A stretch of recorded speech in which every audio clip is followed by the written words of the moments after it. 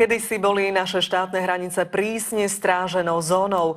Pri pokuse o útek z krajiny tam zabili niekoľko stoviek ľudí. Dnes na to už našťastie iba spomíname. Pre mladú generáciu je to takmer nepredstaviteľné.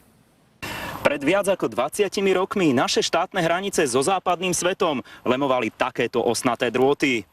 Na obdobie, kedy nelegálny pokus o prechod štátnej hranice bol doslova životu nebezpečný, si zaspomínali v Záhorskej Vsi.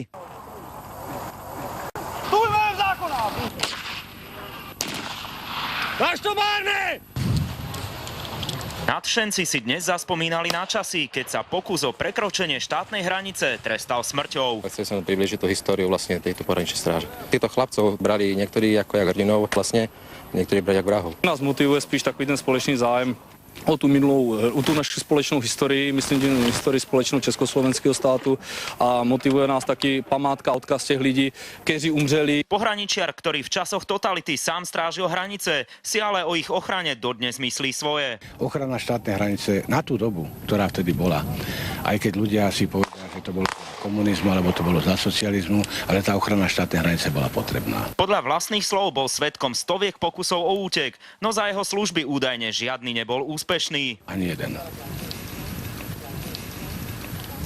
Čiže ani jeden človek vám neprešiel? Ani jeden. Vás čo doviedlo k tomu, aby ste robili v pohraničnej stráži? To je ťažko povedať. Možno, že to bola tá služba, keď som začínal slúžiť ako vojak základnej služby, priamo na štátnej hranici. Človek niečo skrátka robiť musel. Matej Neumann, televízia Markíza.